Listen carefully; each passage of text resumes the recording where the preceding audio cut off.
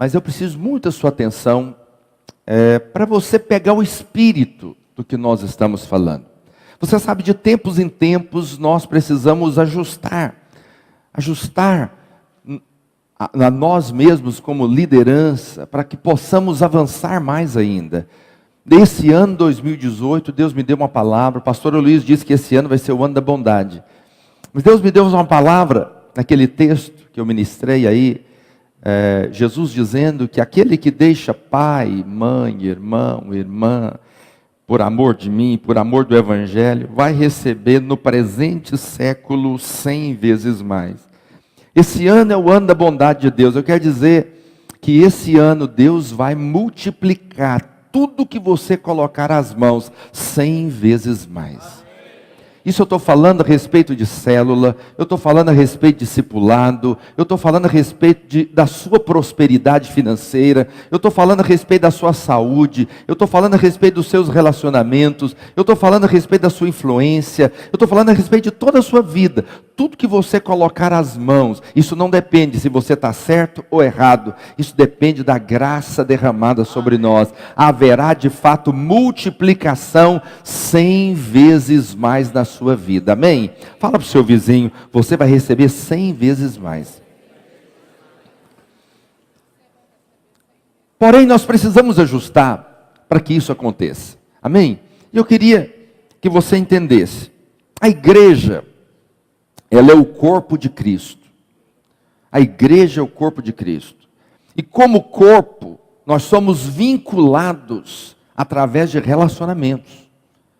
Todo o nosso vínculo é relacionamento, irmãos. Nós somos vinculados através de relacionamento. Você deve ter aí um vínculo com alguém, com seu pastor, com outros discipuladores, que você tem ali uma influência aqui dentro. Esse ambiente, você está vinculado, irmãos. Tudo que você recebe da parte de Deus, vai para esses irmãos. Tudo que eles recebem, passa para você. Por isso que é corpo. Corpo é, os membros estão vinculados de tal forma. Por que quando não há unidade, não tem vida? Por que quando não é igreja de fato, de relacionamentos, não tem vida? Porque o sangue passa através dos membros do corpo. E quando a igreja, que é o corpo de Cristo, eles estão vinculados, a vida pode ser transferida de um membro para o outro. Então nós começamos a influenciar através da vida de Deus, mas isso só acontece através de relacionamentos. Se você olhar para Jesus, você vai ver esses relacionamentos em 3 níveis, pelo menos na célula de Jesus, no discipulado de Jesus. Jesus tinha 12 apóstolos, 12. Né? Depois, você percebe que dentro desses 12, ele tinha relacionamento com os 12. Ele tinha 3, que ele tinha um relacionamento mais próximo. Pedro, Tiago e João. Tinha um relacionamento mais próximo com eles. Mas dos 3, tinha um, só ele, diz que reclinava a cabeça no peito de Jesus. Entende? Então você vê 3 níveis de relacionamento. Você vê os 12, Jesus tinha relacionamento com os 12. Mas os 12, Jesus tinha 3, mais próximo. Dos 3, Jesus tinha um, que era mais chegado. A Bíblia diz que há amigos mais chegados que irmãos. Né? Os relacionamentos na casa de Deus têm que ser tão fortes, que às vezes vai ser mais chegado do que um irmão de sangue. É isso que a Bíblia está dizendo. Amigos mais chegados que irmãos. Porém, preste atenção. Estes apóstolos foram separados dos discípulos. Eu sempre faço a pergunta, os irmãos sempre erram, né? Eu sempre pergunto, quantos discípulos Jesus tinha? Todo mundo fala 12. Não, 12 eram apóstolos. Quantos discípulos Jesus tinha? Jesus enviou outros 70. Então 70 mais 70... Isso que a Bíblia registra. Eu não sei quantos. Os estudiosos dizem que tinha próximo de 400 discípulos que andavam com Jesus. Dentre os discípulos, Jesus chamou 12. Né? Tá bom. Então Jesus tirou os discípulos, tirou os apóstolos do meio dos discípulos. E os discípulos vieram de onde? De onde vieram os discípulos? das multidões. Aonde Jesus estava tinha uma grande multidão. Sempre tinha. Jesus, você vai ver isso o tempo inteiro. Alguém chega e fala, Jesus fala, alguém me tocou. E os discípulos falam, o senhor está ficando louco? Esse tanto de gente aqui, ó, a multidão. Jesus entra numa casa para ministrar, não tinha jeito de entrar nem pela janela, tamanha era a multidão. Jesus sobe no monte e tem uma multidão no pé do monte. Quando Jesus sobe para o monte da transfiguração e ele desce, tem uma grande multidão. Ou seja, onde Jesus está tem uma grande multidão. Mas vamos andar pelo caminho inverso. Vamos andar pelo caminho inverso. Eu falei sobre o que reclinava no peito, os 3, os 12, os discípulos e a multidão. Vamos andar pelo caminho inverso. Vamos começar pela multidão. Porque o que acontece? A multidão é o que nós precisamos também. Eu sei que a gente fala, e você precisa entender isso. Você é discípulo ou multidão? Isso é verdade, nós precisamos ser discípulos. Mas a multidão é importante para nós. A multidão é importante para nós. Deixa eu mostrar um princípio para você. Onde Jesus for levantado, haverá uma grande multidão. Pega a sua Bíblia. O projeto aqui, né? João capítulo 12, verso 32. João capítulo 12, verso 32. 12, 32. Tem alguém lá? Aleluia. Olha o que diz, pode olhar aqui no telão.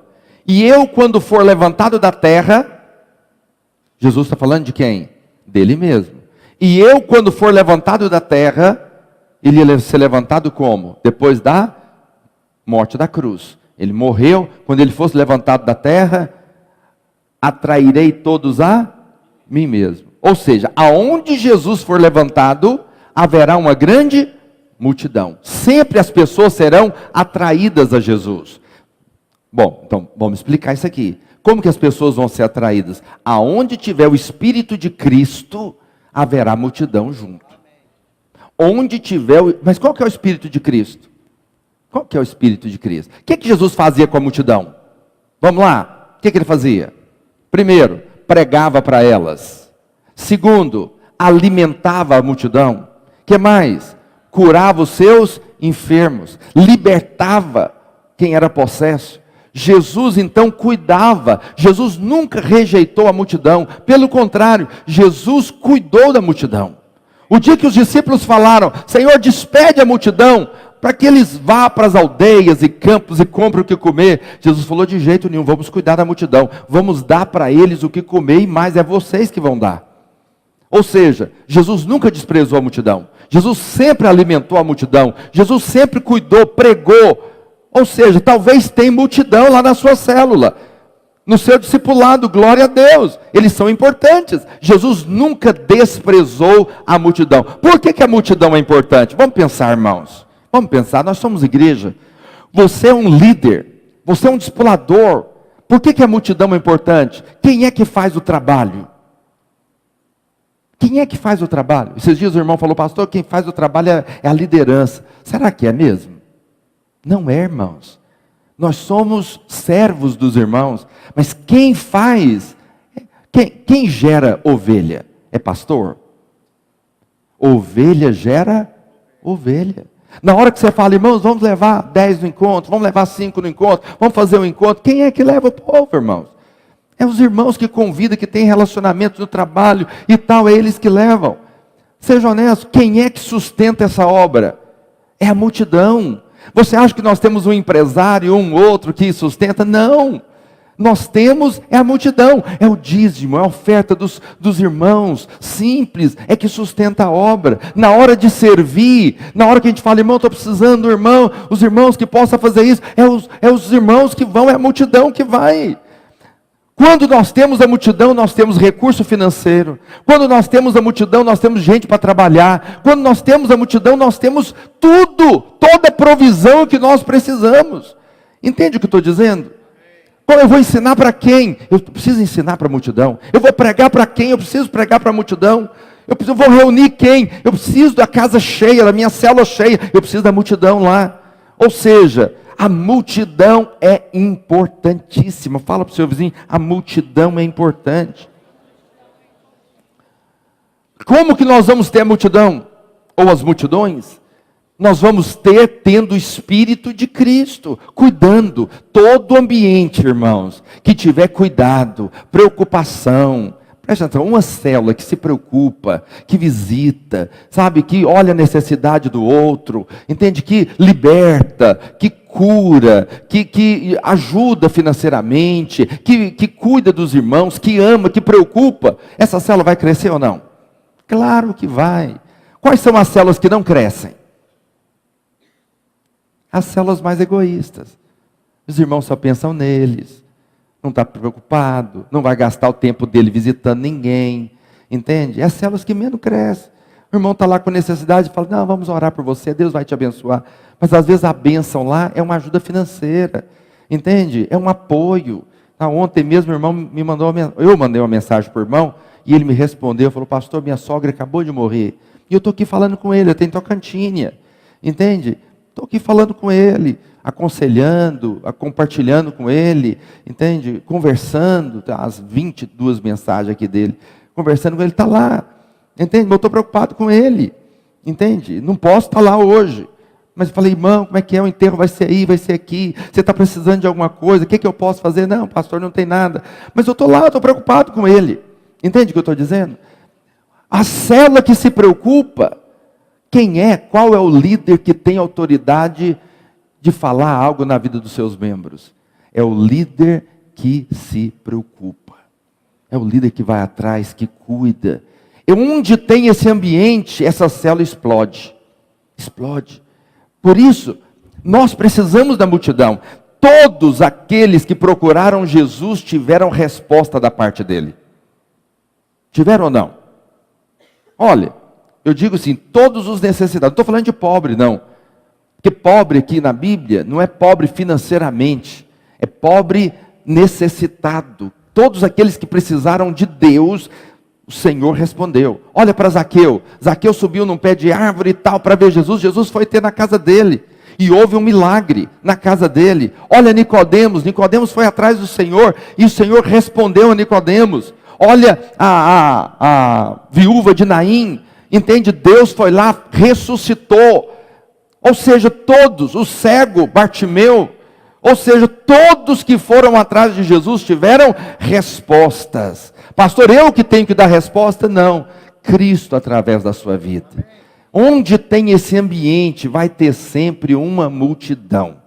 Toda célula, todo discipulado que tem esse ambiente, ele vai crescer. Todos são atraídos por esse ambiente de igreja. Isso é ser igreja. Igreja não é só liderança. Igreja é relacionamentos, preocupação. Esse ambiente precisa estar no nosso meio. Amém? Até aqui os irmãos estão comigo? Amém.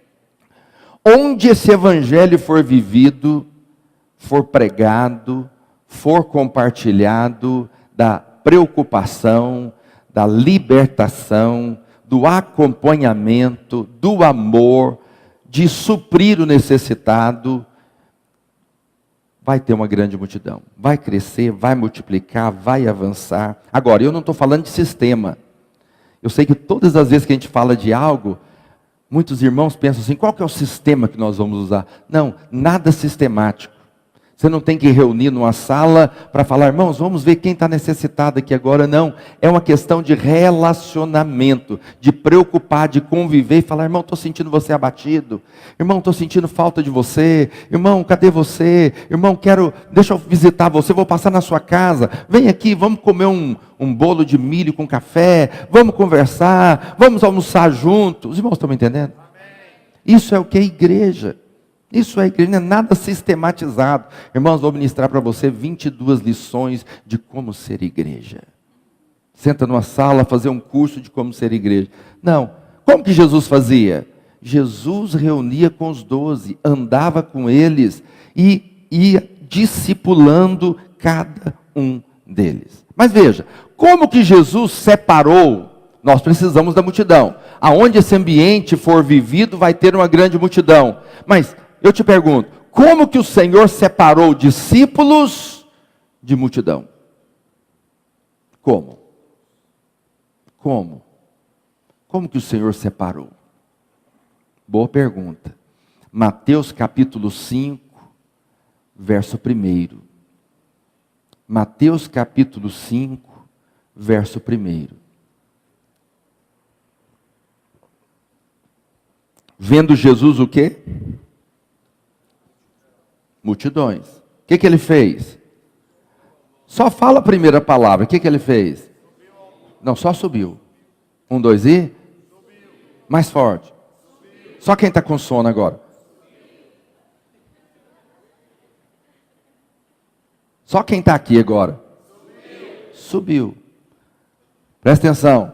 Quando você quer descobrir quem é discípulo, o que você tem que fazer? Subir o padrão. Está me entendendo? Se você sobe o padrão, você vai saber quem é discípulo e quem não é. Está me entendendo ou não? Qual que é a diferença de discípulo e multidão? Jesus olhou as multidões, subiu no monte, e aí toda a multidão subiu junto. É isso que está lá? Quem está aqui comigo, irmão? Você está bem? Você está me ouvindo? Você pode me responder? Aleluia, glória a Deus. Jesus viu quem? Aí Jesus subiu no monte. E quem subiu? Por que a multidão não subiu? Hã? Preço? Era alto demais. Mas os discípulos conseguiram subir. Não conseguiu? Por que os discípulos subiram e as multidões não? Hã? Nem todos estão dispostos a pagar o preço. Está me entendendo? Nem todos estão dispostos. Então, como que você sabe quem é discípulo e quem é multidão? Quando você coloca o padrão.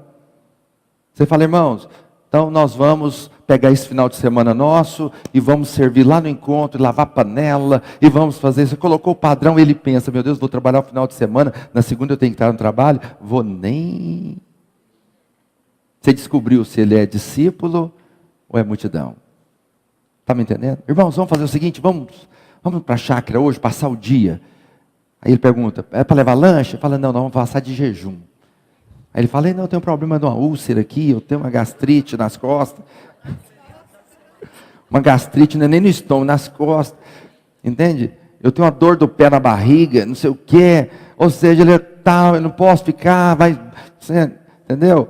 E você vai descobrir logo quem é discípulo, quem é multidão. Jesus não constrangeu ninguém. Jesus só fez o quê? Subiu no monte. Só isso. Quem subiu? Os discípulos. Só discípulo sobe monte. Fala para o seu vizinho, só discípulo sobe monte. Quem não é discípulo não sobe monte. Não sobe. Deixa eu te dizer algo. Por que não sobe? Porque existe um preço. Ser discípulo tem um preço. Qual o preço de ser discípulo? Primeiro, você tem que calcular o preço. Projeta aí para mim. Primeiro, tem que calcular o preço. Lucas 14, 28. Primeira coisa, tem que calcular o preço. Foi Jesus quem disse. Pois qual de vós, pretendendo construir uma torre, não se assenta primeiro para calcular a despesa e verificar se tem os meios para concluir? Primeira coisa que você tem que fazer é calcular. A multidão olhou e calculou, falou, né, esse negócio de ficar subindo aí, se toda vez que ele for ensinar tiver que subir num monte desse, só o tanto de cobras e escorpião e pedra que tem, Deus me livre, não tem um negócio mais fácil? É isso que a multidão quer. A multidão quer o quê? Não estou criticando a multidão quer comida, diga aleluia, libertação, milagres, multiplicação de peixe e pães. Eles querem as coisas boas. Tem alguma coisa errada nisso? Eu também quero. Amém? Nada de errado. A questão é que eles não têm disposição de subir o monte. Não tem disposição. Entende? O discípulo é diferente da multidão nisso. Ele sobe. Agora, tem que calcular o preço. Muitos, preste atenção, você é discipulador. Muitos dos seus líderes, às vezes, têm que ser ensinado a ser discípulo. Ele precisa ser ensinado a ser discípulo. E às vezes não é. Você não pode ter um líder com a mente da multidão. Entende? Eu sei que na hora de levantar que é um problema. Nós levantamos por quais critérios? Os critérios de levantar alguém como líder tem que ser avaliados segundo a luz da Bíblia, não segundo o nosso conceito natural. Por quê? Porque uma vez que você levanta, agora você tem que andar a segunda milha com ele. E ensiná-lo a ser um discípulo de fato. Discípulo sobe monte. Não é monte da oração, não. Entende? Mas sobe monte, paga o preço. Mas vamos ver alguns critérios, além de calcular o preço. Lucas 14, 26. Olha o primeiro preço aí para ser discípulo. Qual que é o primeiro preço? Lucas 14, 26. Se alguém vem a mim e não aborrece quem? Pai, mãe, mulher, filhos, irmãos, irmãs, e ainda sua própria vida. Não pode ser o quê? Meu discípulo. Agradável, não é esse texto? O que você acha? Não é maravilhoso esse texto? O que a Bíblia está dizendo? Se eu não agradar a Alessandra, não desagradar a Alessandra, não desagradar meus filhos, não desagradar minha mãe, não desagradar meus pais, eu não sou discípulo. Se eu não desagradar minha própria vida, eu não sou discípulo. O que ele está dizendo? Ele está dizendo o seguinte, que em algum momento, se você é discípulo, você vai contrariar alguém. Está me entendendo ou não? Vai contrariar. Meus filhos já chegaram para mim e falaram, o senhor não para em casa, o senhor viaja demais, não sei o quê. Eu falei, estou no caminho certo. Já contrariei 2 meninos. O dia que a Alessandra chegou e falou, não, mas você não para em casa. Eu falei, opa, 2 pontos na cartela. Estou quase fazendo bingo. Acertei de novo. Veja, se você tem um Senhor. Quem é seu Senhor? Jesus. Mas nós temos relacionamentos. O que é mais importante? A esposa, o marido ou o rei dos reis? O que é mais importante?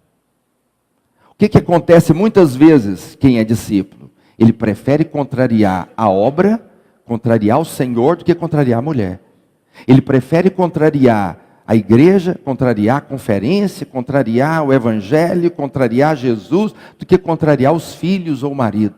Os irmãos estão me entendendo? Amém. Nós precisamos entender.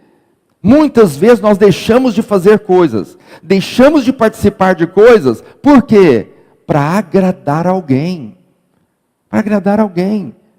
Você é casado. Quem é casado e bem casado aqui, diga glória a Deus. Glória a Deus. Aí sua mulher fala, benzinho, quero viajar. E a única data que o voo está barato é na Semana Santa. E agora? Eita Jesus! O que você faz? Boa pergunta, hein, pastor? Pastor, você trouxe a gente aqui para coxar a gente? Não, eu trouxe você aqui para falar o que Jesus falou. Entende? Agora você fala, pastor, eu vou contrariar minha mulher, eu vou contrariar meu marido. Não, convença-o a estar junto com você subir no monte. Está me entendendo? O amém foi só do Alex. O resto aqui ninguém quer convencer ninguém. Ou seja, preste atenção, eu e a minha casa serviremos ao Senhor. Pega sua mulher, pega seus filhos, pega seu marido e leva todo mundo para servir a Deus. E vamos viajar em outra data. Estou só dando um exemplo aqui da conferência. Entende? Um exemplo bom, né? Glória a Deus. Mas veja, mas isso vale para tudo. Isso vale para uma célula, isso vale para um discipulado, isso vale para um encontro, para um compromisso em Deus. Ou seja, nós precisamos entender o preço de ser um discípulo. Entende? Eu, às vezes, percebo que no nosso meio tem faltado o discipulado. Confrontos saudáveis. Confrontos saudáveis. Qualquer um que eu souber que viajar no dia da nossa conferência anual, eu vou confrontar ele em amor. Fala, irmão, mas uma vez por ano, como é que você faz isso com a gente? Nós somos uma igreja só. Você não pode deixar de falar. Fala para o seu vizinho, você não pode deixar de falar. Mas se você é líder nessa obra, você não pode deixar de confrontar. Mas o confronto é confronto em amor. Quem está me entendendo? É confronto de relacionamento em amor. Um irmão que não está vindo no culto, não aparece, vem uma vez no mês. Você não pode deixar de falar. Você precisa discipulá-lo. Quem está me entendendo? Isso é importante. Por isso que Jesus está falando do preço. Segundo, João 14, 21. Segundo preço do discipulado. João 14, 21. Aquele que tem os meus mandamentos e os guarda, esse é o que me ama. E aquele que me ama será amado por meu Pai. E eu também o amarei e me manifestarei a ele. Ou seja, vou declarar uma frase para você. Eu amo Jesus e a sua palavra. Eu amo Jesus e aquilo que ele disse. Tem gente que ama Jesus, mas não quer saber do que ele falou. É importante você amar Jesus e amar o que ele disse. Aí você fala, pastor, quer dizer que esse mandamento aqui é a lei? Não. Isso aqui é a palavra de Deus. Vou te dizer outra frase que tem que ficar gravada no seu coração. Quem ama, se compromete. Quem ama, se compromete. Quantos amam o Senhor aí? Então se comprometa. Por que você é um discipulador? Porque você ama. Por que você é um líder? Porque você ama. Entende? Isso é importante. Esse é um dos preços do discipulado. Entende? É renunciar, às vezes, a própria vida, mas também amar a palavra, o mandamento, aquilo que sai da boca. Nem só de pão viverá o homem, mas de toda palavra que procede da boca de Deus. Isso é o que faz diferença nas nossas vidas. Terceiro preço do discipulado, Lucas 14, 27. Lucas 14, 27. E qualquer que não tomar a sua cruz e vier após mim, não pode ser meu discípulo. Esse tomar a cruz aqui, a tradução correta seria um hábito de carregar a cruz todo dia. Ter o hábito de todo dia. Você sai de casa, põe a cruz no ombro e sai para trabalhar. Volta, vai para o culto, coloca a cruz nos ombros. É carregando a cruz todo dia. É viver como Paulo disse, eu morro todo dia. Eu morro todo dia para a minha vontade. Qual que é a minha vontade? Ou seja, qual que é a sua vontade agora? Não é estar em casa, deitadinho numa cama, daqui a pouco vai chover. Aleluia. Tomar um café, acordar, tomar um cafezinho mais tarde. Mas aí você renunciou sua vontade para estar aqui. Você é um vencedor, irmão. Um vitorioso. Entende? Isso demonstra o que nós temos e o que nós somos. Tomar a cruz é um dos preços do discipulado. Deixa eu te dizer algo. Discipulado é a melhor parte. Eu não sei, talvez você interprete de outra maneira. Mas quando você vê Jesus conversando com Marta e Maria na sua casa,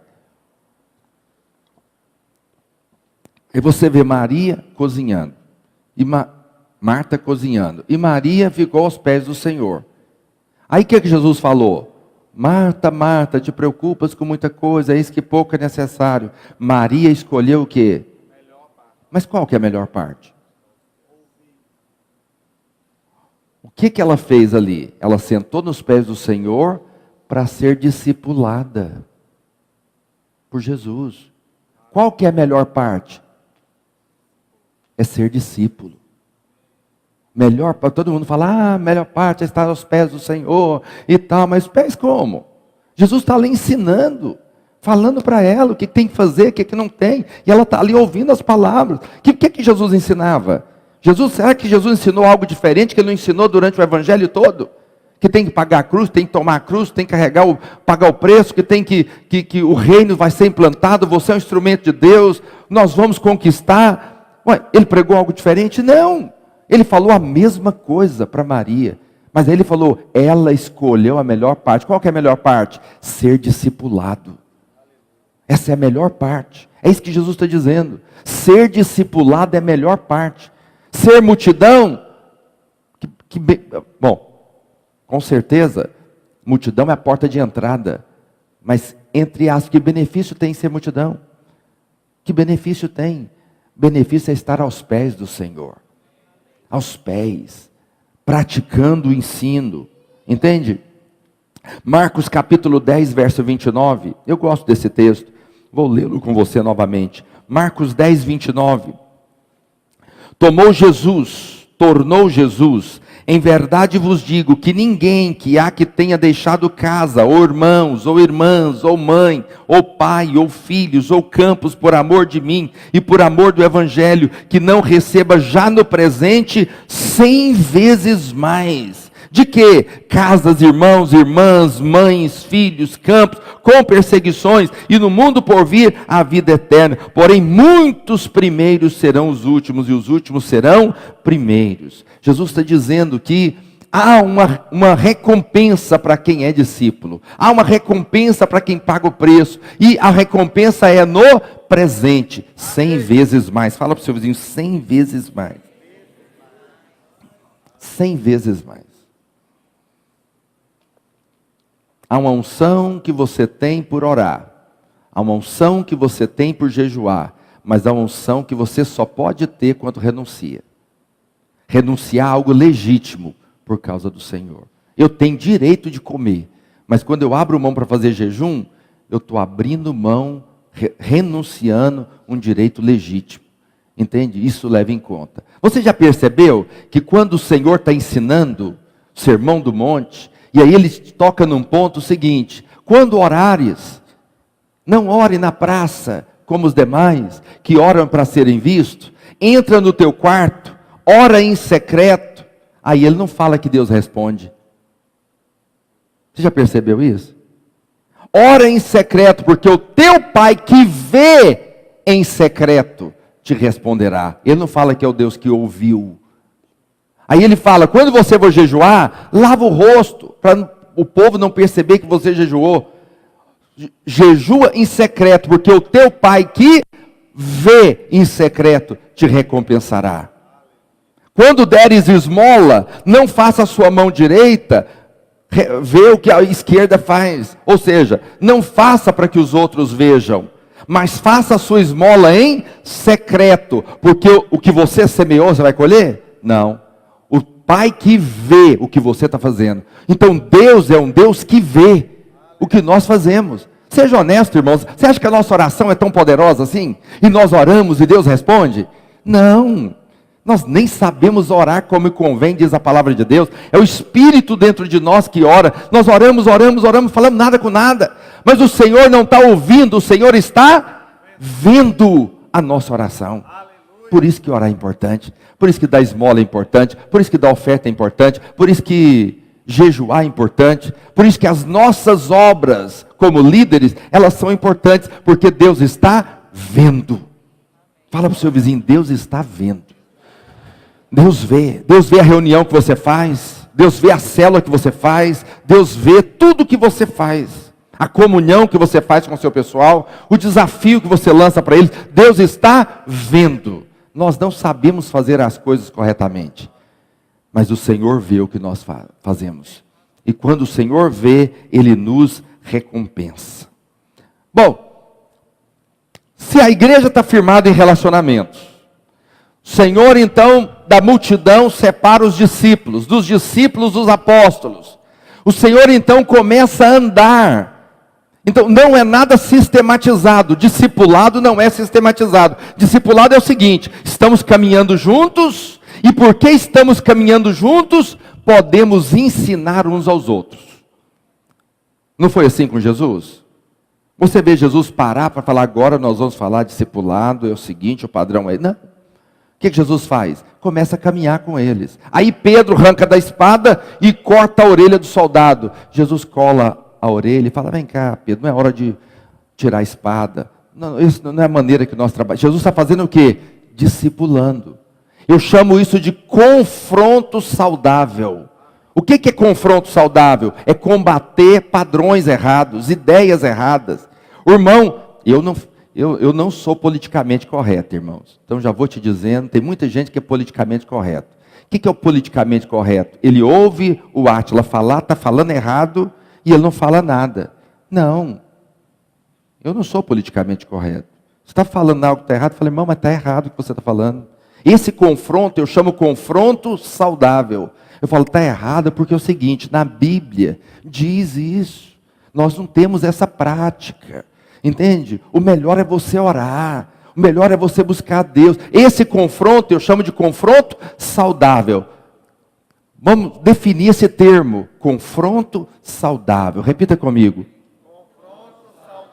Você tem que ter bons confrontos saudáveis com seus líderes, com seus membros. Está me entendendo ou não? Confrontos saudáveis. Poder cobrar determinadas coisas. Poder abençoar ensinando determinadas coisas. Entende?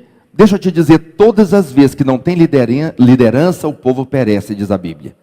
Onde não tem liderança, o povo perece. Vou repetir de novo. Onde não tem liderança, o povo perece. Se não tiver uma liderança sua em cima dos seus líderes, esses líderes vão perecer. O que é perecer? Perecer é desanimar. Todo mundo precisa de direção, irmãos. Todo mundo precisa de alguém falando na vida dele. Quem está me entendendo? Isso é muito importante. Por isso, eu estou aqui para evocar dentro de você o padrão de um discipulador que acompanha os seus líderes com confrontos saudáveis. Esses confrontos acontecem no dia a dia.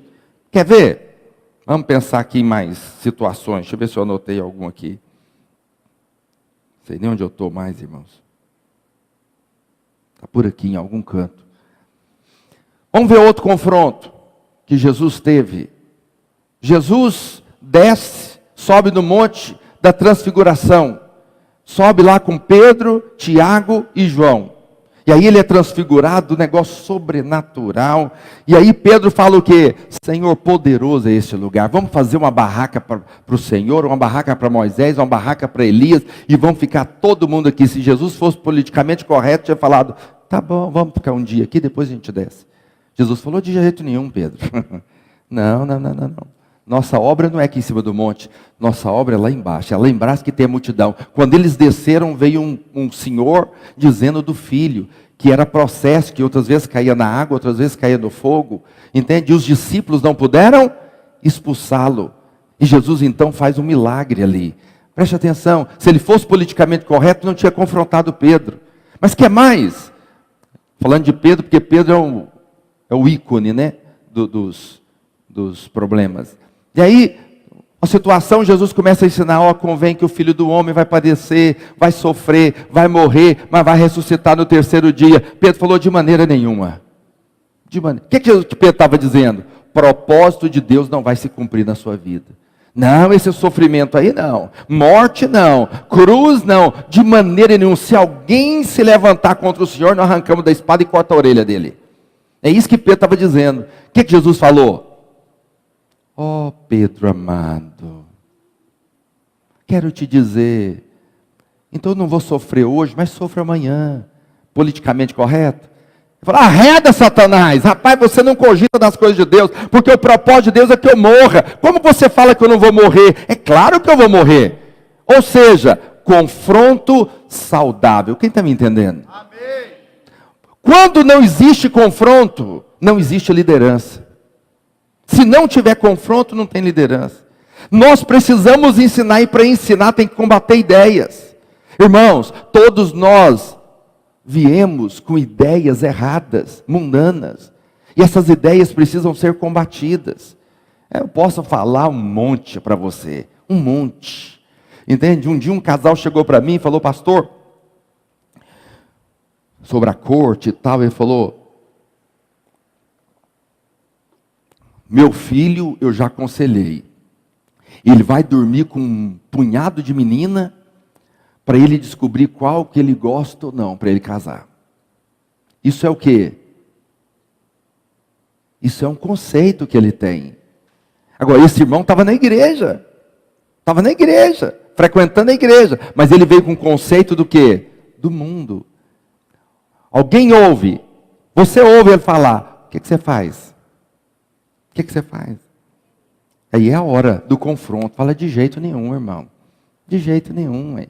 Entende? O padrão não é esse. Aí você vai ensinar para ele. Esse é um confronto saudável. Agora, isso acontece quando? Na comunhão.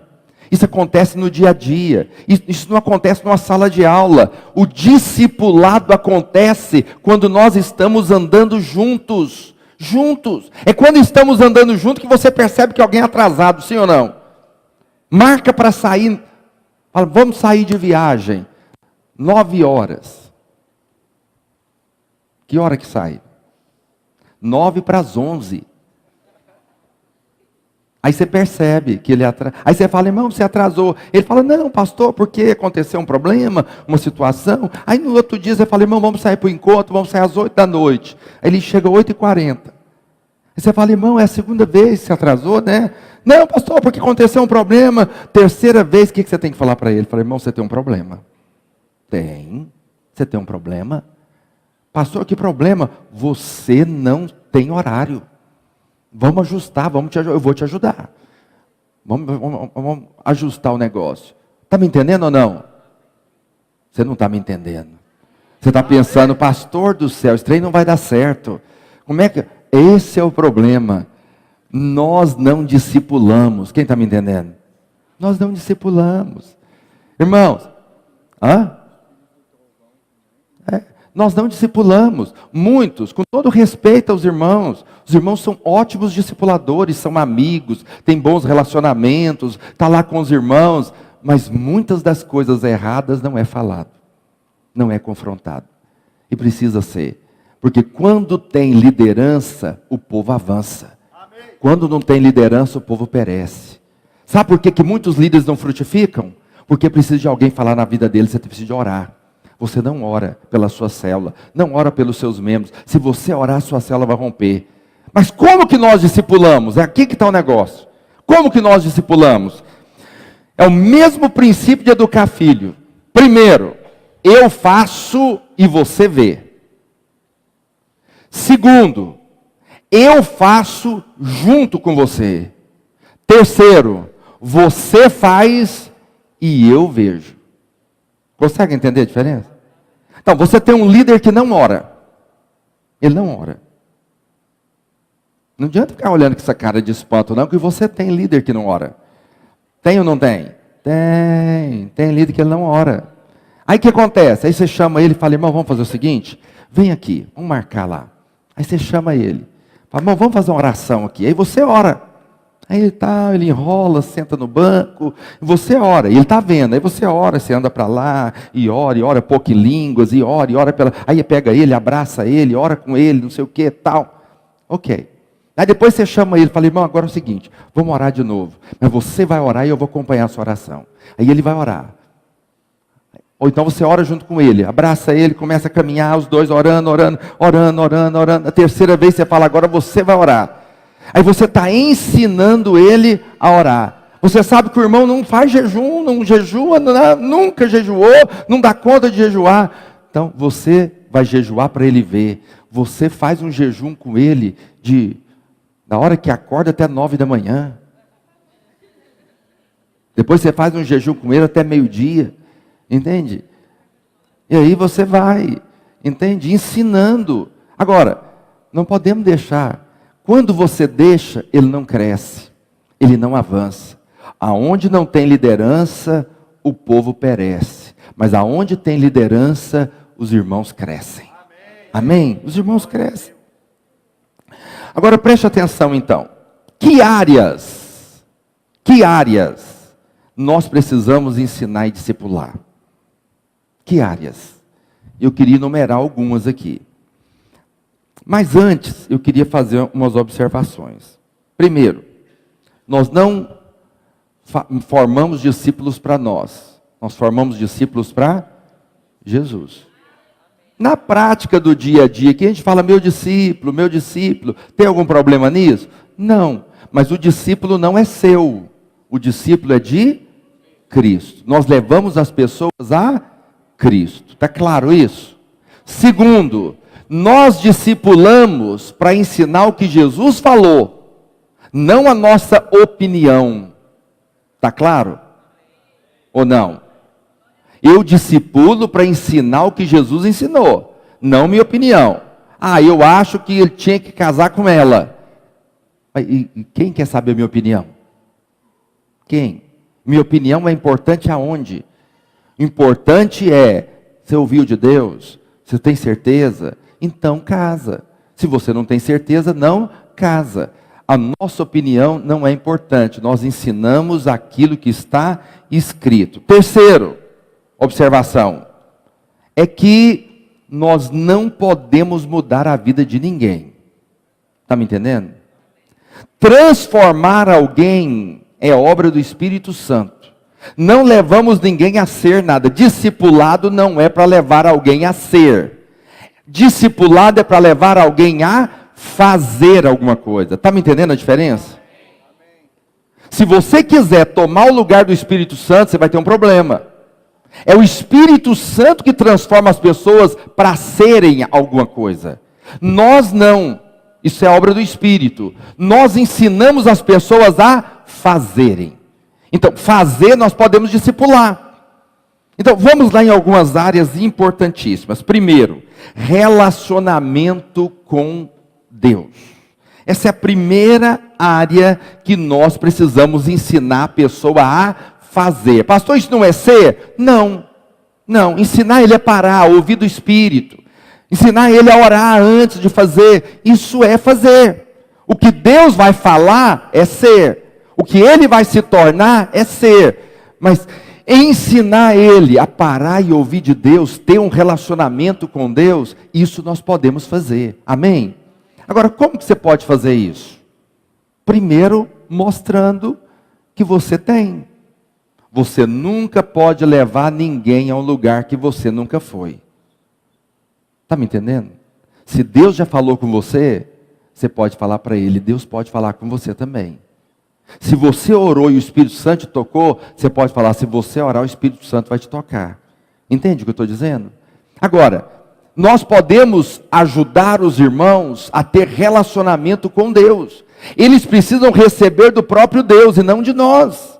Nós somos apenas instrumentos. Mas eles precisam parar, orar e ter a oração respondida. Eles precisam ouvir do Espírito e falar, Deus falou comigo. Entende? Esses testemunhos você precisa de ter em quem anda com você. Quem está me entendendo, diga amém. Isso é importante. Agora, como que você vai despertar isso nos irmãos? Você vai chegar na sua reunião e falar, irmãos, Deus falou comigo hoje. Eu estava lendo a Bíblia, eu estava orando e Deus falou comigo. Entende? E eu quero dizer que Deus quer falar com você. Ou seja, nós precisamos levar as pessoas à fonte da vida. Se elas tocarem em Deus, elas vão receber. E elas vão ter mais do que o que você poderia oferecer para elas. Entende? Nós não temos nada para oferecer, mas o Senhor tem. Se levar elas para o trono, se levar elas para o pé, se levar elas como Maria foi aos pés do Senhor, eu quero dizer que eles vão receber a melhor parte da parte do Senhor. Amém? Mas que áreas mais? Eu gosto do testemunho de Jesus, né? Falando disso. Porque você vai ver que ele chega lá quando Lázaro está morto, e ele chega para ressuscitar Lázaro, aí ele ora. Aí ele fala o que para Deus? Senhor, eu sei que o Senhor sempre me ouve, mas para que eles saibam, para que eles vejam, eu estou orando agora nessa hora. Ou seja, Jesus se mostrava aos discípulos íntimos de Deus. Está me entendendo? Jesus mostrava que ele, depois ele chega e diz, eu e o Pai somos um. E eu oro para que vocês sejam um comigo, como eu sou um com o Pai. Porque eu e o Pai somos um. Ou seja, ele se mostrava próximo, íntimo do Pai.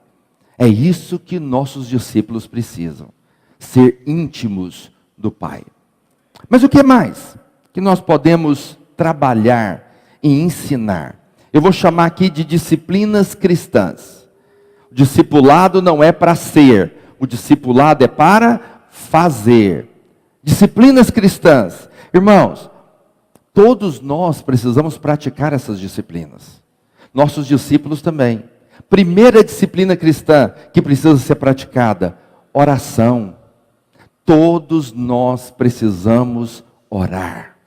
Fala para o seu vizinho: todos nós precisamos orar, irmão. Precisamos orar. Todos. Você não pode deixar alguém no seu discipulado que não ora. Você tem que levar ele a orar. Como que você leva ele a orar? Orando com ele. Orando com ele. Nós estamos fazendo, não sei se você participa de algum, nós estamos chamando de GTO. O nome é feio, mas o propósito é bom. O que é o GTO? Parece, quem é mais antigo diz que tinha um carro que chamava GTO. Né?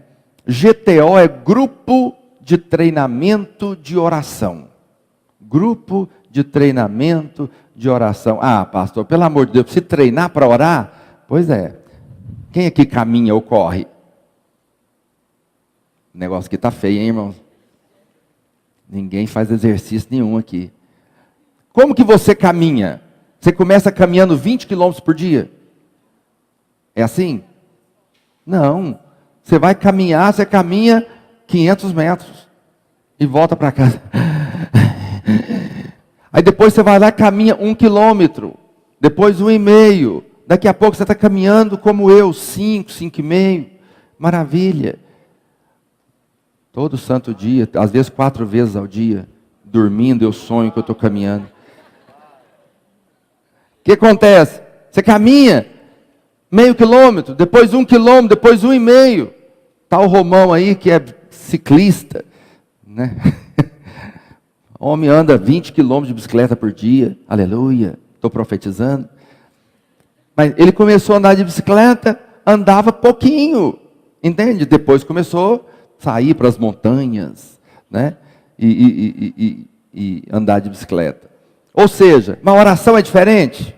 Não, não é, irmãos. Deixa eu falar uma coisa para você, olha aqui para mim, bem no meu olho. Você consegue olhar nos meus olhos? Lindos. Muitos de nós aqui, se começar a orar, não passa de 10 minutos, não tem mais nada para falar, irmão. Está me entendendo ou não? Está me olhando nos olhos? Você fala: pastor, quem te falou? Não precisa me falar. Muitos irmãos, se começarem a orar, ele começa a falar: vamos, pastor, é para orar, vamos orar, vamos orar. Senhor e tal, minha casa, minha vida, minha célula, Ele olha no relógio, passou 7 minutos. Aí, 1 hora de oração. Aí ele fala: meu pai, aí não tem mais nada. Porque não tem treino. Não treinou o espírito para orar. Está me entendendo? O que é o GTO? É uma oração na semana de 1 hora. Mas qual que é o propósito? Renovo. É aquela oração na semana para você ir para renovar o espírito. Amém? Muitos aqui oram todo dia. Mas seja honesto, todo dia é um renovo? Não é. Tem dia que é aquela oração, você ora, coloca as coisas diante de Deus e tal. Mas não é aquele negócio, aquele fogo. Essa oração é oração de renovo. Quantos aqui já participaram de algum GTO? Alguns, né? Glória a Deus. Pastor deve te colocar em uma aí. Esse é o nosso propósito. Tem que orar. Mas os seus discípulos precisam orar também. Precisamos ensinar a orar. Orar é fazer, não é ser. Precisamos ensinar a oração. Segunda disciplina, palavra. Palavra. Diga bem forte comigo, palavra. Irmãos, eu estou impressionado lá em casa. Meu menino tem 15 anos, começou a liderar o ano passado. E aí eles multiplicaram a célula, e a célula já está lá com uns 15, 16, parece, frequentando. Mas aí o que acontece? Chegou agora, no feriado, pouquinho antes ele começou a ler a Bíblia. Aí agora chegou no feriado, tinha uns dias longos, ele não se inscreveu em nenhum esporte, ele parou para ouvir nada mais, nada menos do que 20 pregações do pastor Aloísio. Ele ouviu e anotou no caderno 20 pregações. Tudo no caderno, me mostrou uma por uma. Falou, e eu sei cada uma dessas aqui. Aí, como não bastasse, ele começou a ler a Bíblia, 8 capítulos por dia, porque ele quer ler a Bíblia em 6 meses. Só que ele não está lendo 8, ele está lendo 16 capítulos por dia. O menino tem 15 anos. Ele estuda, tem que limpar o cocô da cachorra, lavar vasilha, tem que editar uns negócios aqui para a igreja, foto, Instagram, não sei o quê, devocional. Ou seja, ele tem as coisas dele para fazer, mas ele está dentro da palavra. Só que agora eu estou com um problema. Não estou podendo falar qualquer coisa mais perto dele. Aí eu falo e ele, mas parece que o pastor Aloísio falou, que eu falo. Aí agora eu já tenho que pensar no negócio. Se eu falo, eu tenho que provar. Porque fala, mas eu li. Né? Ou seja, ele veio me contar todas as histórias de Gênesis, de José, de Isaac. Eu falei, eu já li esse livro aí várias vezes. Vamos passar para outra história? Ou seja, irmãos, nós precisamos de ler a palavra de Deus. Você precisa ter um plano de leitura. Agora, quem inspirou isso foi os irmãos, o Lucas e os irmãos do discipulado. Porque eles liam 2 capítulos por dia e anotavam o que eles entenderam. Entende? O Lucas pegou eles lá, o Lucas é discipulador do meu menino, e de outros líderes, juntou com eles e começou a ler 2 capítulos da Bíblia por dia. Então, deixa eu te falar algo. Crie um plano de leitura para os seus líderes, para ler a Bíblia com eles. Você não sabe se eles estão lendo ou não, entende? E na sua reunião, não sei se ela é semanal ou quinzenal, você deixa eles compartilhar o que Deus falou, para ver se eles leram ou não. Cria um grupo no WhatsApp para compartilhar o que Deus falou naquele dia, para não ficar só no dia da reunião, mas precisa de ter palavra de Deus. Nós precisamos de ler a Bíblia. Mas como que a gente pode ler? Irmãos, no mínimo, para você ler a Bíblia em um ano, 3 capítulos por dia, 4 sábado e domingo. 3 por dia, 4 sábado e domingo. Você lê a Bíblia em um ano. Entende? Se você dobrar isso, vai ler em 6 meses o que ele está fazendo. Mas deixa eu te dizer, tem que ler a Bíblia. Fala para o seu vizinho, tem que ler a Bíblia. Nós não podemos ser líderes e não ter contato com a palavra.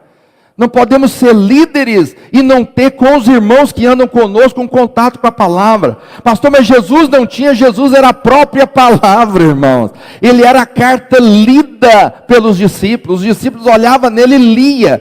Porque ele vivia a palavra, ele é a palavra, o evangelho foi escrito a respeito dele, do que ele ensinou, entende? Precisa de ter a palavra. Quando os apóstolos vieram, eles falavam, nós vamos dedicar a oração e a palavra, porque a palavra é importante. Os irmãos estão me entendendo? Você não pode ter discípulos e eles não terem um relacionamento de oração e palavra. Oração e palavra, tem que ter. Principal função nossa como discipuladores é criar um ambiente de oração e palavra. Terceiro, isso tudo é fazer, não é ser. Terceiro, é a disciplina do jejum. Jejum. Nós temos que ter o hábito de jejuar. Você não precisa jejuar igual nós pastores jejuamos. 7 dias, 10 dias, 15 dias. 3 dias direto, 15 dias, não precisa. Você não precisa jejuar dessa forma, mas tem que jejuar. Tem que ter um dia que você possa chamar seus discípulos e falar, vamos fazer jejum hoje? Vamos jejuar hoje? Para que é o jejum? Para matar a nossa carne, irmãos. Ninguém vai pagar preço sem morrer a carne. Ninguém vai viver para Deus sem matar a carne. Entende? Eu não passo fome. O jejum e me torna mais sensível para me ouvir o Espírito Santo na minha vida. Por isso, todas as vezes que eu preciso tomar uma decisão, eu tenho que fazer jejum para ouvir o que Deus vai falar, o que Deus quer, pelo menos para ter convicção daquilo que Deus quer. 3 coisas até agora: oração, palavra e jejum. Vamos falar isso juntos? 3 coisas. Isso não é ser, isto é fazer. 4, comunhão. Comunhão. O que é comunhão? Ter algo em comum. Tem que ter um ambiente de comunhão no discipulado. Tem que ter um ambiente onde as pessoas tenham liberdade de ser o que são. Entende? Eu sempre falo na minha reunião de pastores: a gente só pode ajudar alguém que se mostra. Quem se oculta não tem como ser mudado. Entende? Então, quem não está na comunhão nunca vai ser transformado em algo melhor. Por quê? Porque ele está fora, ele não se mostra. Entende? Por que muitos têm surpresa depois que casa? Porque não tem como se mostrar antes. Por mais que você queira, você não vai conhecer antes. Deveria ter um olho desse tamanho, uma luneta, um binóculo, para conhecer tudo antes de casar. Entende? Mas você só vai conhecer mesmo depois que casa. Depois que casa. Aí muitas irmãs falam: pastor, meu marido não era assim. Eu falo: era sim. Você que não viu. Estava tão apaixonada que não percebeu. Entende? A comunhão, ela é importante. Entende? A comunhão é quando eu convivo e percebo a necessidade. Percebo que o irmão precisa, o investimento que ele precisa. E às vezes até uma necessidade mesmo. Em casa, casamento, filhos. Quando você tem comunhão, você percebe. Então, ter comunhão é importante. Agora, comunhão tem preço. Os irmãos me entendem? Não tem jeito de ter comunhão cada um na sua casa. Está me entendendo? Você tem que pagar o preço de estar junto. E muitos irmãos, às vezes, têm dificuldade de estar junto. Entende? E aí é importante você marcar e todo mundo estar, para você poder ter esse ambiente no meio dos irmãos. 5, congregar. Então eu falei primeiro o quê? Oração, palavra, jejum, comunhão, congregar. Então deixa eu te falar, uma das áreas que você não pode deixar passar. Você tem um líder que vem em um culto sim, o outro não. E aí? Por que ele falta tanto o culto? É porque ele está viajando? O que você acha? Não é. Agora, nós somos líderes dos irmãos. Deixa eu te dizer algo a respeito de congregar. Congregar é importante? Sim ou não? Congregar é importante? Congregar é participar do culto. Nós temos um culto na semana. Nós não temos culto na quinta, não tem culto na sexta, não tem culto no sábado. Nós só temos um culto que é no domingo. Se você faltar um culto no mês, você faltou 25% dos cultos. Se você faltar 2 cultos, faltou 50% dos cultos. Se você faltar 3, você só foi 25% dos cultos que você frequentou. Entende? Então, frequentar é importante? Congregar é importante? Sim, é. Por quê? Porque existe uma unção que só é liberada quando estamos juntos. Ela não é liberada quando você ora em casa. Tem algo que Deus quer te dar que Ele só vai liberar na sua vida se estiver todos juntos. Mas mais do que isso, por que é importante congregar? Porque quando você congrega, você está dizendo algo. Preste atenção no que eu vou te dizer. Por que eu venho no culto? Eu venho no culto porque eu preciso de Deus. Eu preciso de ouvir. A Bíblia me garante que onde estiverem 2 ou 3, o Senhor estaria lá no nosso meio. Então eu vou porque eu quero cultuar com meus irmãos e receber da parte de Deus. Quando eu não vou, eu estou dizendo algo, eu não preciso. Eu não preciso. Entende? Agora, preste atenção no que eu vou te dizer. Se você tem um líder que não congrega direito, o que ele está dizendo? Eu não preciso. Você acha que um líder que não precisa de Deus vai romper com a célula? O que você acha? Não vai. É humildade eu estar no culto. É humildade. É eu dizer, eu preciso. Deixa eu te dizer o que acontece quando o tempo vai passando. Quantos aqui tem mais de 5 anos que são crentes? Mais de 8 anos. Mais de 10 anos. Tem uns velhinhos aqui, né? Com o passar do tempo, sabe o que acontece com você? Você vai se tornando crítico. Escuta, você se torna crítico. Você fala, não, já ouvi tudo isso aí, entendeu? Aí vai pregar de novo, entendeu? Aí você começa a criticar a palavra, criticar o louvor, criticar o pastor, criticar o culto. Você se torna uma pessoa crítica de tudo, entende? O que é a crítica? Eu não preciso, eu já tenho, entende? É humildade eu reconhecer que eu preciso vir, sentar e ouvir. E ouvir 1, 2, 3, mais de uma vez. Está me entendendo? Tem muitas coisas que o pastor Aloysio fala que eu já sei de cor e salteado, de trás para frente. Mas eu sento para ouvir, porque eu sei que no meio do que está falando ainda tem alguma coisinha para mim. Está me entendendo? Tem algo, tem um toque. Entende? Tem alguma coisa que Deus quer fazer. Então preste atenção, é humildade sentar para ouvir, é humildade congregar. Quem não congrega é arrogante, tem algo errado. Precisamos dessa humildade. Quem está me entendendo, diga amém. Vamos lá, oração,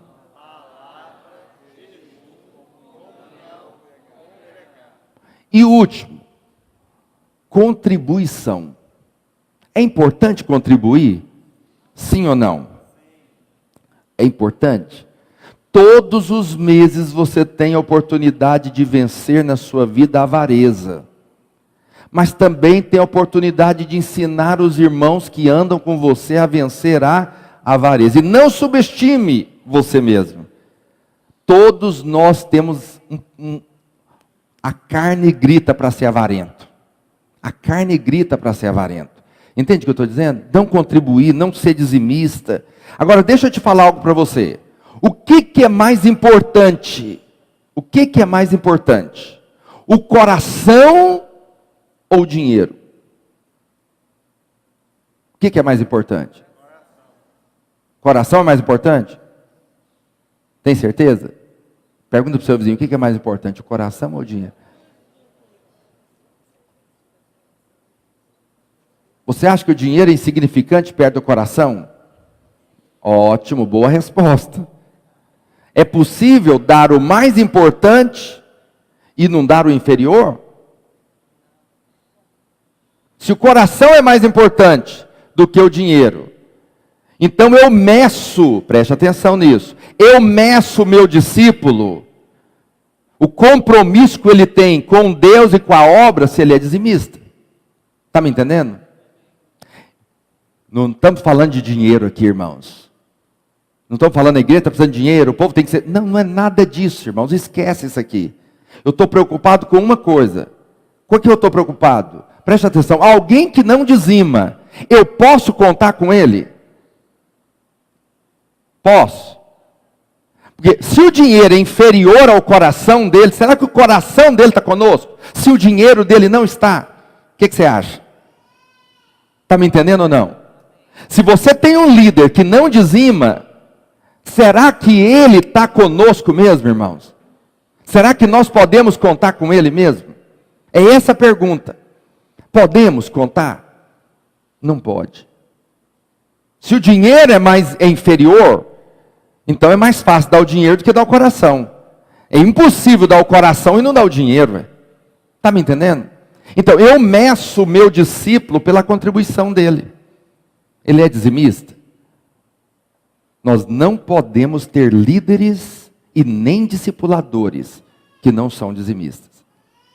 Não podemos ter na nossa liderança. Pastor, eu vou arrancar ele então? Não, você vai ensinar ele a ser dizimista. Aí você fala, pastor, mas o que é isso? Isso é obra do pastor. Não, é mais fácil você ensinar ele do que eu. Se eu for ensinar ele, o que ele vai falar? Por que o pastor está querendo que eu dizime? O pastor está querendo meu dinheiro? Agora, se você falar com ele, o que você acha que ele vai entender? Ele vai falar, realmente, o irmão está querendo me ensinar. Tem um princípio espiritual envolvido aqui. Está me entendendo ou não? Aí você fala, isso não é importante. Claro que é, irmãos. Claro que é. Assim como orar, contribuir é importante. Assim como congregar, contribuir é importante. O problema é, nós podemos tocar em todos os assuntos, mas nesse aqui nós não podemos. Porque se tocar, o irmão vai pensar o quê? Ele vai pensar o que ele quiser, mas nós precisamos falar. Confrontos saudáveis. Repita comigo. Confrontos saudáveis. O seu discípulo, você não pode levar ele a ser nada, mas você pode levar ele a orar.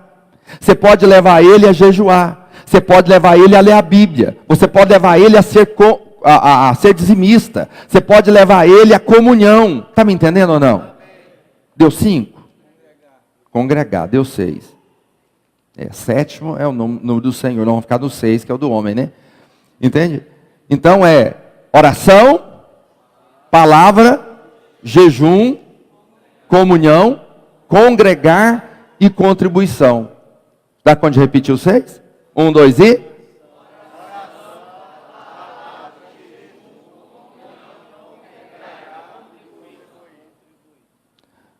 que você tem que ensinar seu discípulo? Essas 6 coisas. 6 coisas. Isso é fazer. Isso não é ser. Tem outras coisas que você deveria ensinar também. Tem a ver com caráter. Caráter. Caráter é uma linha tênue. Estou terminando. Fique em paz que o almoço está terminando lá. Tem uma linha tênue. Porque caráter dá a impressão de ser. E é mesmo. Mas tem alguns aspectos que é fazer. Entende? Eu vou citar uma lista aqui. Está preparado? Vou citar uma lista aqui. Horários. É caráter? É ou não? É. Você marca uma reunião. Sua reunião discipulado. 8 horas da noite. Que hora que seus discípulos chegam? Hã? Que hora que eles chegam? Aí você fala, não, pastor, mas é só um lá que atrasa. Sim, mas por que ele atrasa? Não, pastor, porque ele sai do trabalho às 8 até chegar lá. Quem é contra isso? Não, todo dia o pneu da moto fura. Todo dia tem uma dor de barriga. Todo dia alguém ligou para ele naquele horário. É lógico que não é, irmão. Ele tem um problema. Qual que é o problema dele? Ele não tem horário para as coisas.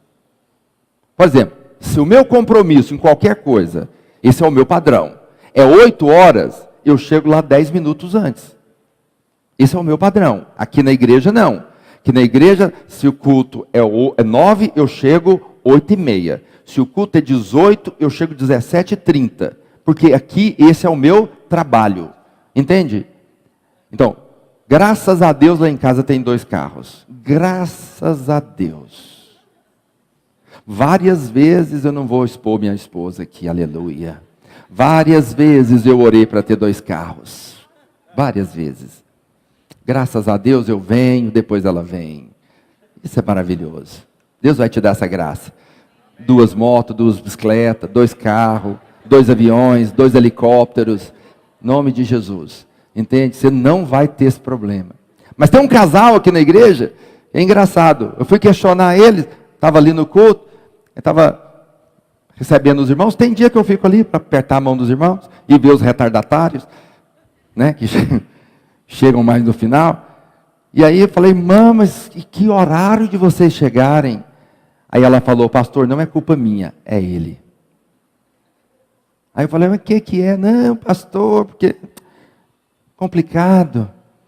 O que um homem é complicado, gente? É um sapato, uma calça, uma camisa em cima e pentear o cabelo. O que tem de complicado? Ele não tem que pintar o cabelo, passar batom, não tem que fazer nada. Entende? Mas é um caráter. O caráter dele é atrasado.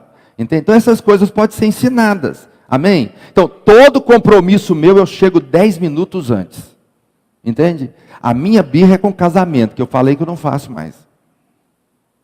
Porque eu acho que o desrespeito é tão grande com a gente, Porque marca um casamento 20 horas, para começar 22, eu acho uma falta de respeito do tamanho do mundo. Dá vontade de ir embora e não fazer o casamento. Então, para não correr esse risco, eu prefiro não ir mais. Porque eu acho assim, atraso de meia hora até é suportável num casamento. Mas a maioria dos casamentos que eu fui fazer, chega às 20, o casamento vai começar às 22. Você fica 2 horas lá. Eu já cheguei em casamento que só tinha os garçons. Só. Tinha ninguém. Eu não sabia nem onde sentava. Ou seja, marcar aquele horário para nada. Entende? Isso é terrível. Nós precisamos mudar o nosso padrão. Amém, irmãos? Você é discipulador. Chega no culto, 10 para as 18. Eu sei que eu estou chovendo no molhado. Não é verdade? Você não vai mudar, eu sei disso. Eu sinto no seu rosto que você não vai mudar. Mas sei lá se o Espírito Santo toca você nessa manhã gloriosa. E você é modelo para os outros. Chega no horário. Aleluia. Aleluia. Glória a Deus. Deixa o fogo de tomar aí. Diga aleluia. Aleluia. Quem sabe o Espírito Santo muda você nessa manhã. Aleluia. Glória a Deus. Preguiça. Preguiça é uma característica? Pode ser mudado? Pode. Pastor, por que você está falando de preguiça? Irmão, seja honesto. Tem irmãos que não vai na sua reunião, você acha por causa de quê? Ele não tem nada para fazer. Pergunta para você ver. O irmão fala assim, nós vamos marcar dia tal. E aí ele fala assim, escuta. Vou dar só um exemplo para você. Escuta. Eu falei para o irmão, vai ter uma conferência. E eu queria muito que você me ajudasse numa determinada área na conferência. Ele falou, pastor, talvez eu não vá estar. Eu falei, mas como assim? Não, porque talvez eu vou estar trabalhando. Eu falei, mas feriado. E eu, não, mas está muito longe, mas com certeza eu não vou poder estar. Eu falei, ué, tem algo errado. Ele deveria falar para mim o quê? Não, pastor, eu posso sim. Caso eu esteja trabalhando, ele está dizendo o quê? Pastor, feriado eu vou ficar em casa, vou ligar uma TV, Preguiça, irmãos, preguiça. Preguiça é um negócio. Quem aqui já teve preguiça? Tem dia que tem uma lâmpada para trocar lá em casa. E eu tenho, o Espírito Santo me lembra todo dia lá em casa. Espírito Santo. E a lâmpada, e a lâmpada, e a lâmpada, e a lâmpada. Você acha que eu não troco por causa de quê? Preguiça, irmãos. Pensa a preguiça de pegar uma escada, levar uma escada, pôr numa escada, subir numa escada, levar um choque. Entende? Dá preguiça. Serviço de casa, arrumar uma torneira, dá preguiça. Eu não tenho preguiça de estudar a Bíblia, mas tenho a preguiça de arrumar aqueles negócios. Entende? Muitas das vezes nós não fazemos, Você já viu alguém assumindo que está com preguiça? Irmão, por que você não vai? Não, preguiça, pastor. Uma preguiça louca. Entende? Não vou, não. Você nunca vai ver ninguém assumir. Preguiça e inveja é um negócio que ninguém assume. Entende o que eu estou dizendo? Mas às vezes tem que falar, irmão, mas o que você está fazendo? Teve um irmão que ele apelou comigo, irmão, apelou feio. Mas é meu amigo, glória a Deus, está na igreja. Eu falei, irmão, e tal, mas vai ter a reunião aqui, o jantar dos casais. Ele falou, não, pastor, é porque eu não vou poder ir. Eu falei, mas o que você vai fazer? Não, eu tenho um compromisso. Qual? Eu marquei com a pessoa, quem? Você sabe que o mentiroso, o que ele mais teme é o quê? É a verdade. Aí por resto, falou, não, pastor, eu não quero ir não. Falei, tá bom então, agora você falou a verdade, Deus te abençoe, fique em casa em paz, aleluia. Resolveu, mas pelo menos falou a verdade, entende? Mas tem gente que é preguiça, mentiroso. Tem gente que é mentiroso? Falou que, irmãos, liderança é o seguinte, deveria ser sim, sim e não, não. Falou que vai, vai. Falou que não vai, não vai. Pior coisa que tem é um pastor marcar uma reunião e os irmãos falar que vai, não vai. Ou o discipulador marcar com os líderes e os líderes falar, não, vamos estar lá. Chegar lá, não vai. Você gosta? Ninguém gosta disso. Então tem que falar se ensinam não, falar a verdade. Isso pode ser tratado. Desonesto. Na igreja não tem ninguém desonesto. A gente compra uma camiseta, não paga, compra um livro, não paga, pega um livro, não devolve. Entende? Ou seja, isso tem que ser tratado. Falar, irmãos, tem que mudar de vida. Licencioso, gente fofoqueiro. Tem gente na igreja fofoqueiro? Tem, aí você tem que falar, irmão, para, irmão. Falando do pastor, para quê? Não fazemos isso, pastor é nosso guia, nosso pai, maravilhoso, olha que homem bonito. Para com isso, entende? E aí você corta o irmão. Mas a frase que você deveria falar é o seguinte: nós não temos esse costume aqui, irmãos, de falar dos outros. Amém? E corta, entende? Muito ruim, irmãos que semeiam gente rebelde e desobediente. Você sabe que tem a diferença dos dois. O desobediente é aquele que fala que vai fazer e não faz. O rebelde é aquele que fala, por que você está me mandando fazer isso? Quem é você? Esse é o rebelde. Entende? Isso pode ser tratado. Essas questões de caráter podem ser tratadas. Mas o principal aqui são as disciplinas, irmãos, que nós temos que levar os nossos líderes a ter. Oração, palavra, jejum, comunhão, congregar e contribuição. Essas 6 coisas. Entende? Você deveria procurar saber se os seus líderes estão nesse padrão. Se não tiver, você é o instrumento de Deus para instruir, abençoar e discipular esses irmãos. Amém? Fique de pé onde você está. Vou te dar um desafio agora, o tamanho maravilhoso. Preste atenção aqui, não se perca. Dia 11 de março. Que dia? 9 da manhã. Vou fazer um desafio para você.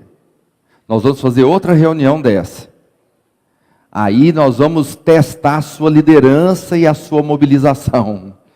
Você vai vir com todos os seus líderes. Não ouvi um amém. Você vai vir com quem? Todos os seus líderes. A pergunta é a seguinte: você consegue trazer a sua liderança aqui, dia 11, 9 da manhã? Pergunta para o seu vizinho, você consegue, irmão? Estou sentindo firmeza no seu amém. Vou perguntar de novo. Você consegue estar aqui, dia 11, 9 horas da manhã, com toda a sua liderança? Vou esperar você aqui. Preste atenção, não é um evento, não tem cartaz, não tem divulgação, é discipulado, é você e a sua equipe. Amém? Que dia?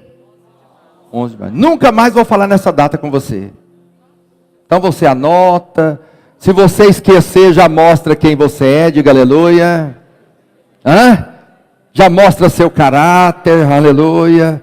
Então, dia 11, 9 horas da manhã, você e os seus líderes aqui, nós vamos fazer uma reunião com toda a nossa liderança. Dia 11, às 9 da manhã, gravado no seu celular, no seu caderno, na sua mente, no seu coração e no mundo espiritual, aleluia. Amém? Discipulado é o que nós precisamos hoje no nosso meio, irmãos. Discipular é não deixar os irmãos sozinhos. Discipular é ser pai.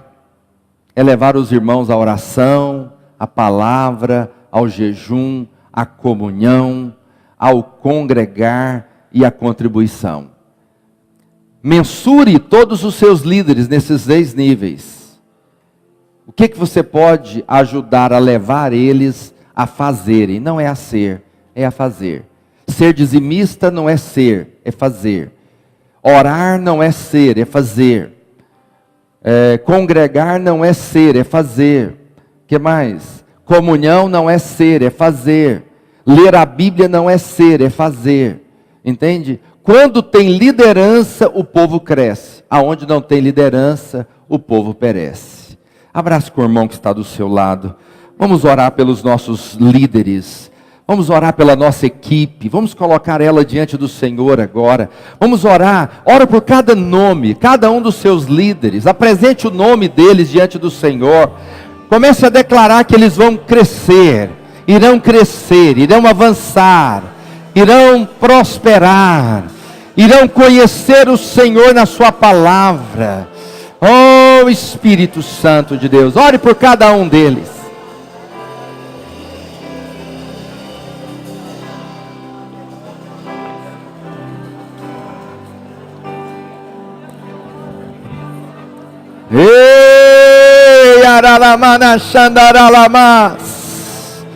Oramos por cada um, Senhor, cada equipe. Oh Espírito Santo, move, Senhor, move, Senhor. Oh Espírito de Deus, move sobre cada líder em treinamento, cada um que faz parte dessa equipe. Declaramos o mover do discipulado. Somos instrumentos ao crescimento, instrumentos, ó Deus, que levam ao crescimento, instrumento ao avanço. Oh Espírito Santo de Deus, profetize crescimento na vida deles, profetize crescimento na vida de cada um deles. Profetize que eles irão avançar na palavra, na oração, no jejum, no congregar, na contribuição. Declare sobre a vida deles em nome de Jesus, em nome de Jesus. Oh, formaremos neles o caráter de homens de Deus, mulheres de Deus, pessoas segundo o teu coração. Oh Espírito Santo de Deus, profetize sobre a vida desses líderes.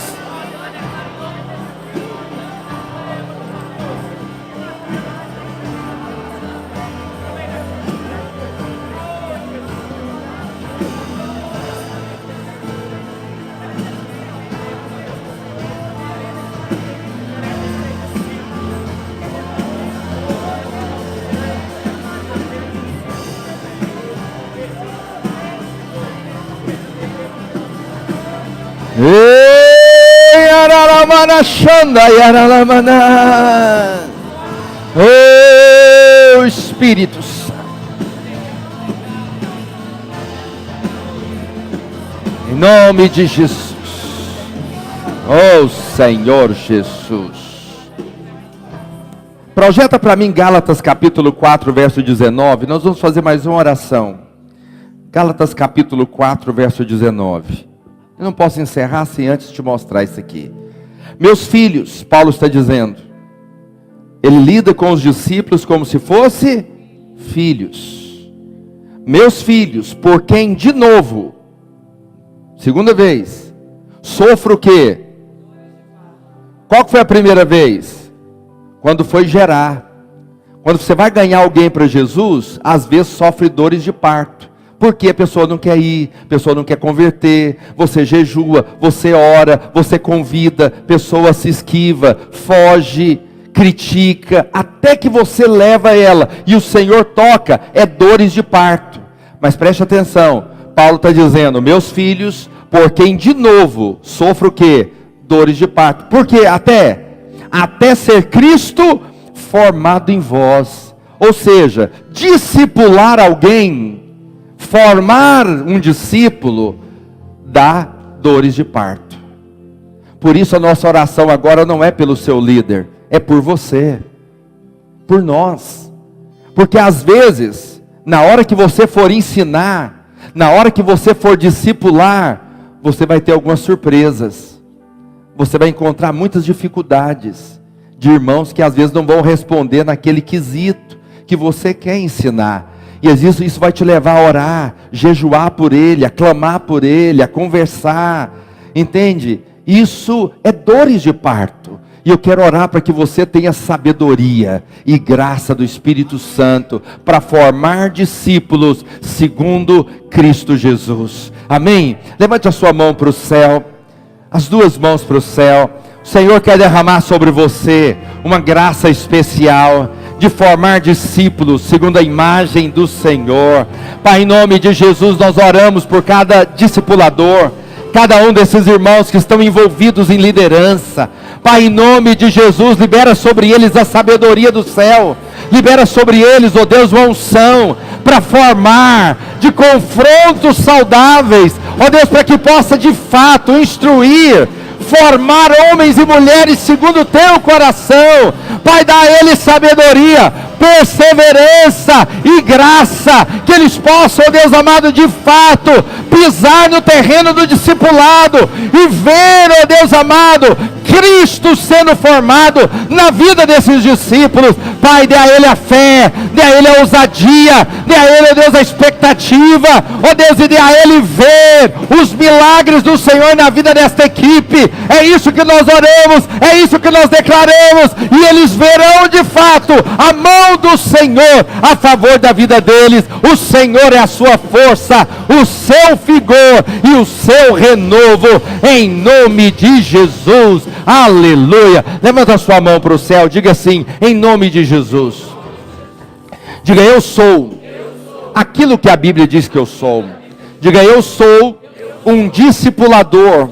Diga: eu sou um pai desses irmãos. Diga: a minha equipe vai crescer, vai avançar. Eu e o Espírito Santo trabalhamos juntos, e através de mim uma obra será feita na vida desses discípulos. Em nome de Jesus, eles crescerão em cada disciplina cristã, e eu verei o crescimento destes filhos e o fruto que eles gerarão, em nome de Jesus. Amém e amém. Quantos creem nisso? Diga glória a Deus.